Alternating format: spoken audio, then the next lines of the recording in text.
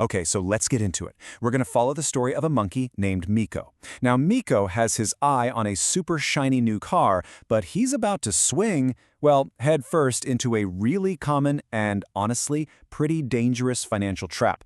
Let's see how his little jungle journey unfolds. So here's what we're going to cover. We'll start with Miko's dream car, then we'll look at how car loans have changed since his grandpappy's time, to really understand why this trap even exists. Then we'll get into the real dangers before learning all the secrets to escaping with your bananas totally intact. Ah, there it is. The brand new Coconut Mobile 5000. It's beautiful. Miko can just picture himself cruising through the jungle in that thing. But there's one tiny little problem. The price tag is a whole mountain of bananas. I mean, a huge pile.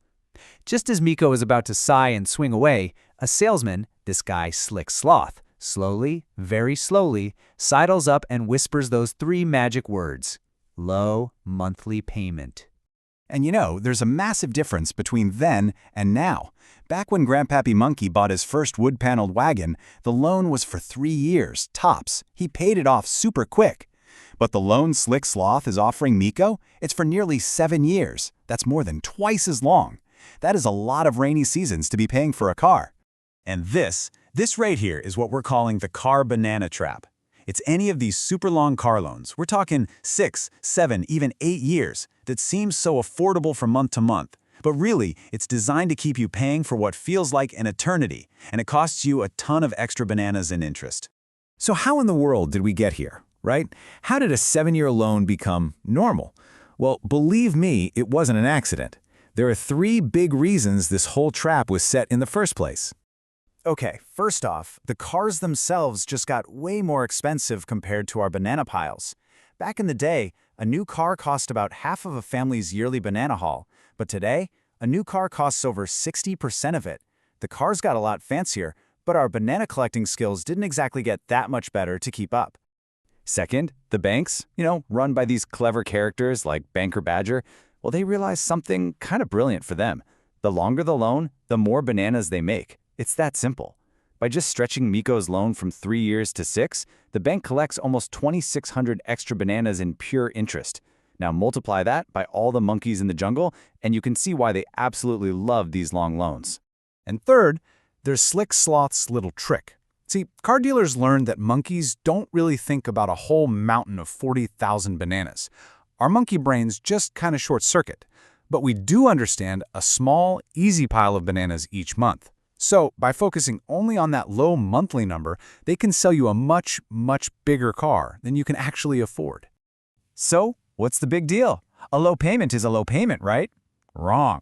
This trap has some really sharp teeth, as Miko's friend, Bobo, found out the hard way.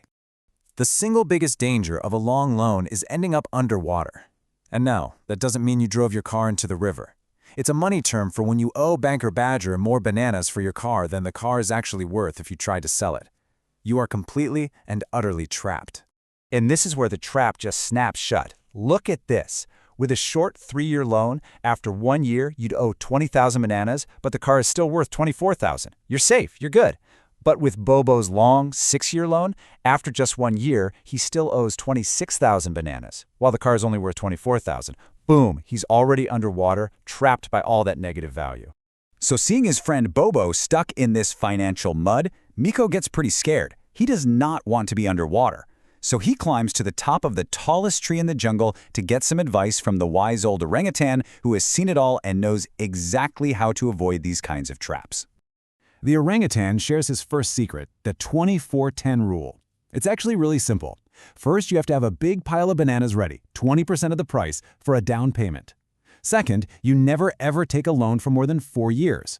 And third, you make sure your total monthly car costs are less than 10% of all the bananas you bring home that month.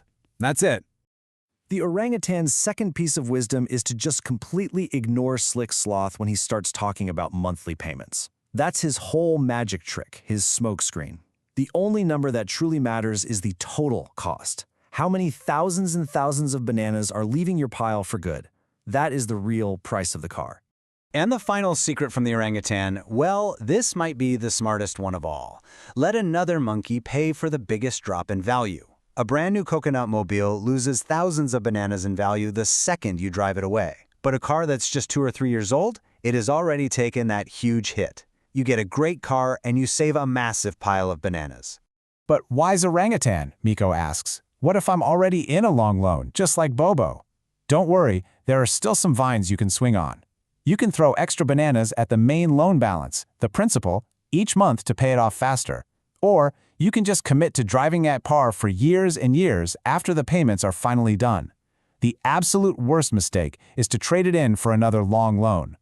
You know, breaking the cycle is really what puts you way ahead of the game. Just think about it for a second. The average person is always making a car payment. It never stops. By following this advice, paying off your car, and then enjoying years with no payment at all, you'll have thousands of extra bananas to invest, or save, or spend on whatever you want. You'll be in such a stronger spot than almost everyone else in the jungle. And that really just leaves us with one final question to think about. When you look at your own finances, who's in the driver's seat? Are your bananas working for you, getting you where you want to go?